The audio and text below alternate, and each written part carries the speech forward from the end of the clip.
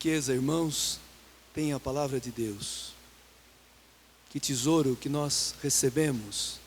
Eu pensava nesse salmo de resposta que nós cantamos, Salmo 138. É uma das páginas poéticas mais maravilhosas de toda a Escritura, porque descreve o conhecimento que Deus tem de nós. Santo Agostinho diz que Deus é mais íntimo de mim do que eu de mim mesmo. Ou seja, Deus me conhece melhor do que eu me conheço. E aqui descreve: Senhor, vós me sondais e conheceis, sabeis quando me sento e me levanto, de longe penetrais meus pensamentos, percebeis quando me deito e quando me ando. Depois, a maravilha diante do ser, da criação: fostes vós que me formastes as entranhas, e no seio de minha mãe me tecestes. Como se Deus fosse uma tricoteira, né? Que nos fizesse, nos criasse no seio da mãe. Eu vos louvo e vos dou graças, ó Senhor, porque de modo admirável me formastes. É o homem que exulta porque se sente amado, criado por Deus. Até o mais íntimo, Senhor, me conheceis. Nenhuma das minhas fibras ignoráveis. Quando eu era modelado ocultamente, era formado nas entranhas subterrâneas. Irmãos, que poesia maravilhosa. Hoje, quando tantos jovens não sentem, banalizam a vida, parece que a vida não tem sentido, porque, irmãos, quando se elimina Deus da vida do homem, tudo perde o sentido. Tira Deus da vida, quem sou eu? O que eu estou fazendo aqui? Qual é o sentido da vida? Tudo vira um absurdo. Coloca Deus e a vida é uma aventura maravilhosa, porque a vida é uma relação de amor com o Criador. E eu posso dizer, de modo admirável me formastes. Aqueles que estudam biologia, quando estudam as células, né? E veem como se forma, que numa célula tão microscópica tem toda uma especialização, cada coisa tem a sua função, sua defesa, seu alimento. É uma máquina. Nosso corpo humano, irmãos, é um prodígio de sabedoria. Mas se você tira Deus, é o acaso, tudo nos é devido, tudo se esvazia. Tá bom, irmãos, por isso que essa festa da natividade de São João Batista, né, começa com essa leitura da vocação de Jeremias, profeta Jeremias, porque também a palavra de Deus foi dirigida a esse profeta, é o comecinho do livro de Jeremias, e ele fala: antes de Deus falando, de formar-te no ventre materno, eu te conhecia, eu te amava. Antes de saíres do seio de tua mãe, eu te consagrei e te fiz profeta das nações. Eu te santifiquei, eu te consagrei, eu te separei para mim, para uma missão. Já na vida intrauterina. Por isso, irmãos, que essa discussão estúpida, me desculpem, de quando que é vida humana, quando que não é, quantas semanas, é discussão de quem não tem fé. Porque a revelação, a palavra de Deus, nos diz que Deus pensou em nós, já nos amou, já nos escolheu, antes da gente nascer, antes da gente ser formado. Cada pessoa é um pensamento de Deus, é uma obra-prima do Senhor. E que maravilha, o profeta é escolhido para uma missão que ele sabe que é árdua, e ele é jovem, e ele tem medo, e ele sabe que no mundo de Israel um fulano só abre a boca depois de uma certa idade e de muita experiência. Ele fala: Senhor, eu sou apenas uma criança, eu sou um jovenzinho, eu não sei falar ainda. E Deus fala para ele: não digas que você é muito novo. A quem eu te enviar, você irá. E o que eu te mandar falar, você vai falar. Não tenhas medo deles, pois eu estou contigo para defender-te. Deus manda o profeta com essa segurança, essa confiança: eu estou contigo. Só. Tá bom. Mas João Batista também foi escolhido desde o ventre materno, porque quando Maria entra na casa de Isabel e a saúda, Maria estava apenas grávida de Cristo. Tinha recebido o anúncio do anjo Gabriel, acreditou, o Espírito Santo a fecundou e ela se pôs apressadamente a caminho para a encarem, a cidade da sua prima Isabel, que já estava grávida no 6º mês de gravidez, aquela que era tida por estéril. Quando ela saúda Isabel, a criança João Batista pula de alegria, ela fica cheia do Espírito Santo, e a criança pula de alegria. Vocês viram que aqui o anjo Gabriel fala para o Zacarias: essa criança, tu ficarás alegre e feliz, e muita gente se alegrará com o nascimento do menino. João Batista, quando cresce, ele vai dizer: quem tem a esposa é o esposo, é Jesus, mas o amigo do esposo se alegra de ouvir a voz do esposo, saber que ele está presente. Essa é a minha alegria, e ela é completa. A alegria de João é ouvir a voz de Cristo. E ele, no seio, no ventre materno, no 6º mês, escuta. Maria já estava grávida de Cristo. A voz de Maria está carregada já da presença de Cristo. E o menino exulta de alegria. Que coisa, irmãos. Tá bom, então vamos ver um pouquinho esse evangelho maravilhoso, que é do comecinho do evangelho de Lucas.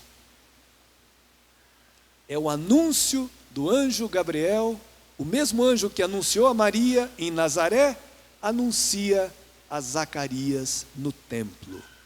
Aqui tem um paralelo interessante, nós estamos no ano mariano, um paralelo entre Zacarias e a Virgem Maria.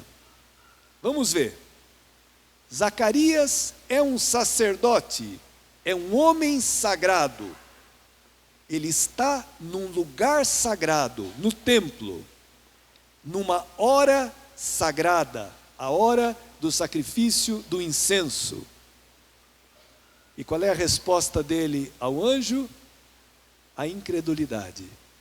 O evangelho de hoje terminou um pouco antes, mas o Zacarias duvidou que Deus pudesse, de um velho, casado com uma mulher estéril, que nunca teve filho, Deus pudesse fazer aquilo. Por isso ele vai ficar mudo. Maria é uma mulher comum, uma menina, uma adolescente de 14 anos no máximo, quando o anjo aparece. Um lugar comum, uma casa, numa hora comum, nem fala que horas que era. Qual é a resposta dela? A fé. Interessante, irmãos. Tá bom, mas olha que coisa interessante. O anjo anuncia para o Zacarias, que fica perturbado diante de uma manifestação de Deus. Imagina, um anjo do Senhor, é o próprio Senhor que aparece através dos seus enviados, e o homem se perturba. E o anjo fala: não tenhas medo, Zacarias, porque Deus ouviu tua súplica. O Zacarias deve ter passado anos e anos da sua vida pedindo a Deus a graça de um filho. Porque, irmãos, para um oriental, a esterilidade é quase que uma maldição. Não ter um filho a quem comunicar a sua experiência, em quem continuar vivendo é estar com a vida fracassada. Quantas vezes Zacarias pediu a Deus, só que cansou de pedir, desistiu, esqueceu.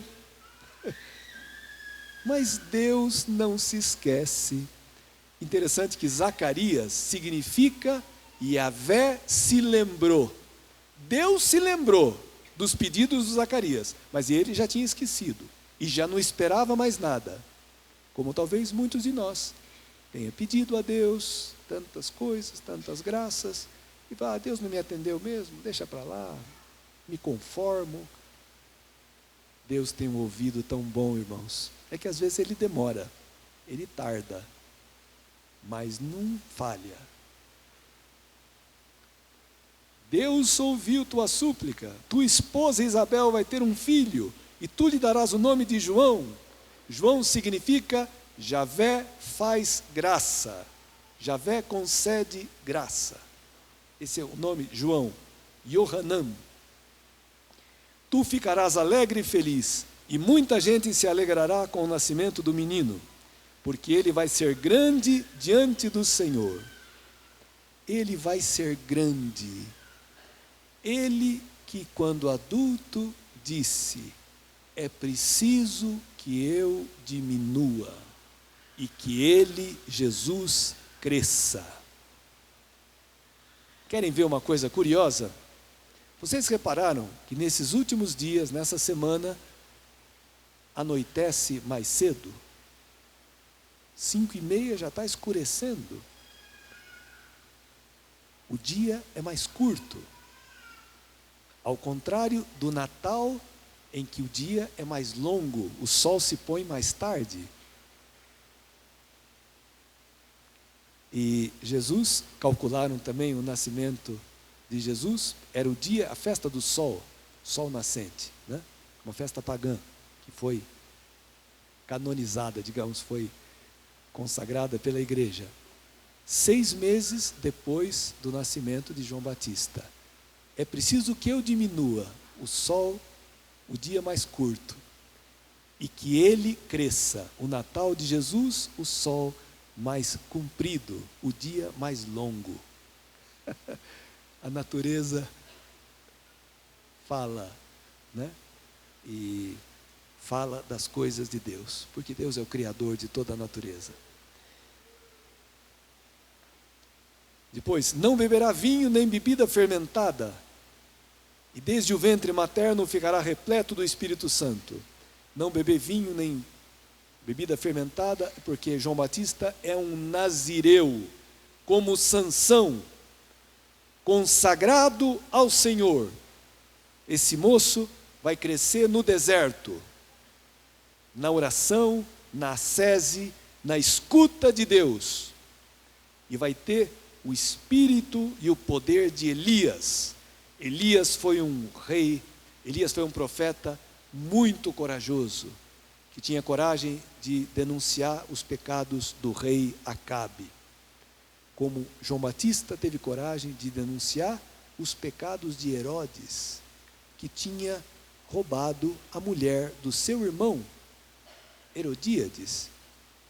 E o João Batista teve a coragem de dizer para o rei: não te é lícito ficar com a mulher do teu irmão. O rei não está acima da palavra de Deus, dos mandamentos. O rei devia ser o primeiro a obedecer. João Batista teve coragem de falar isso, por isso foi preso e acabou perdendo a cabeça. Mas ele está vivo, irmãos. E nós estamos, faz 2000 anos, que todos os anos João Batista é celebrado. Esse homem que mereceu de Jesus, que não elogiava com muita facilidade. Mas de João Batista Jesus falou: nenhum nascido de mulher é maior do que João Batista. Mas falou também: o menor no reino dos céus é maior do que ele. Então eu te digo, imagina a tua dignidade, Quem somos nós diante de João Batista? E Cristo falou que o menor no reino dos céus é maior do que ele. Porque, irmãos, João Batista foi o último dos profetas. Ele é a fronteira entre o Antigo Testamento e o Novo Testamento. Ele é o último dos profetas e anuncia o Cordeiro de Deus que tira o pecado do mundo. Tá bom, irmãos, ele fica repleto do Espírito Santo. Ele é santificado desde o ventre materno para a missão que Deus lhe consagrou. E olha só, eu quero terminar com o finalzinho do Evangelho. Há de caminhar à frente deles com o espírito e o poder de Elias, a fim de converter os corações dos pais aos filhos e os rebeldes à sabedoria dos justos, preparando para o Senhor um povo bem disposto. Irmãos, como é importante essa frase. A fim de converter os corações dos pais aos filhos.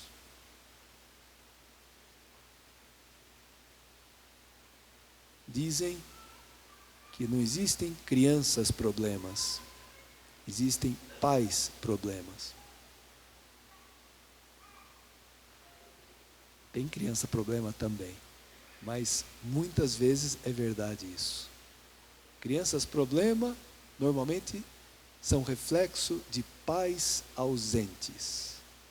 Pais que abdicaram da sua missão, do seu papel de pai, que deixaram para a mulher, para a mãe, toda a responsabilidade.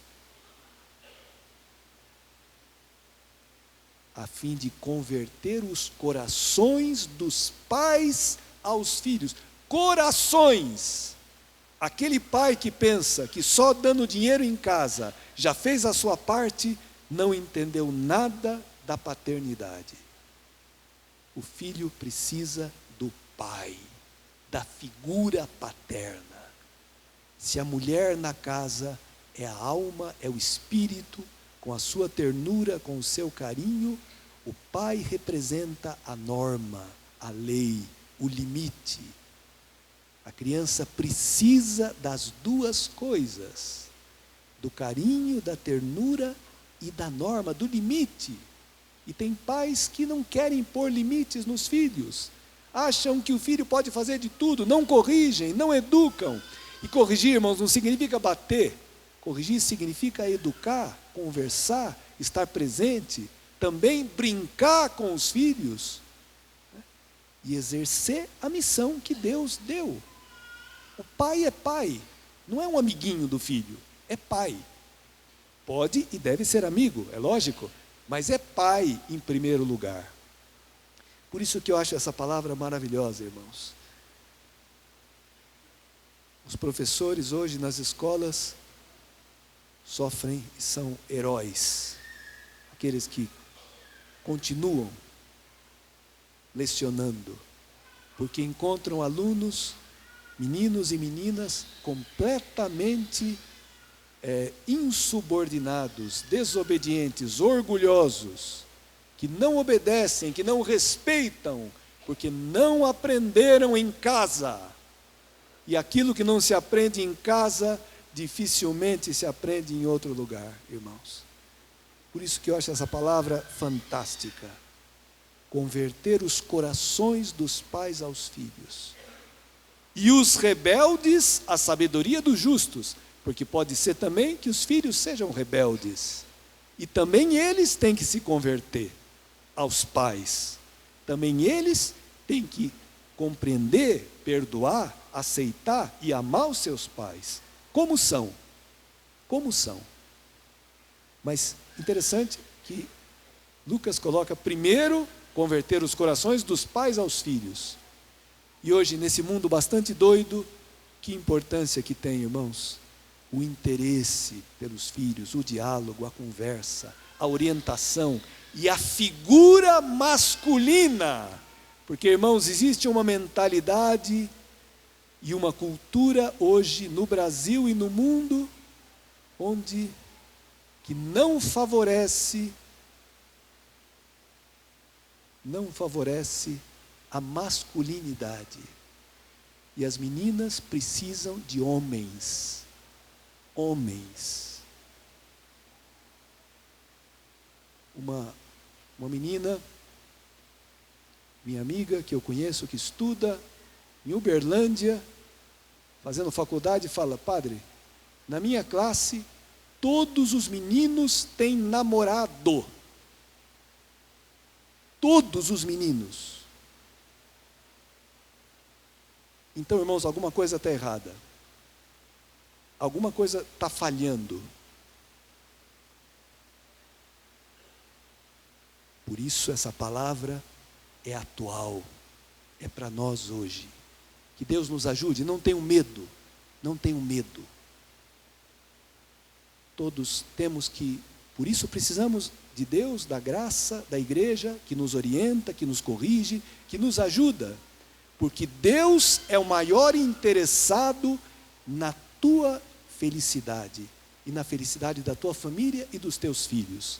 E se você tiver a humildade, o Senhor, que é Pai, e um Pai fantástico, um Pai que ama, um Pai que perdoa, um Pai que corrige, um Pai que procura, um Pai maravilhoso.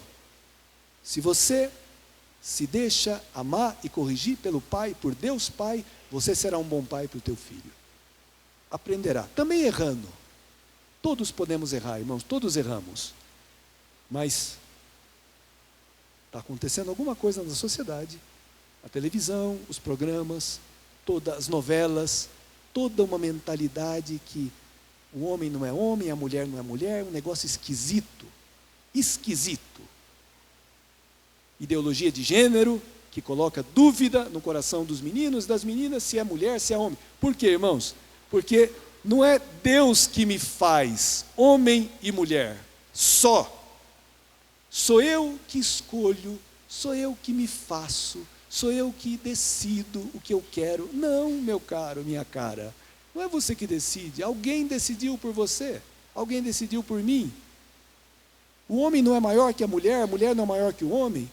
Deus os criou à sua imagem e semelhança, homem e mulher os criou. Por isso, irmãos, essa palavra é maravilhosa. Vamos pedir a São João Batista que nos conceda essa graça, né, de ajudar nossas famílias. Não temos medo, irmãos. E depois a graça de Deus é extraordinária e supre aquilo que falta, né?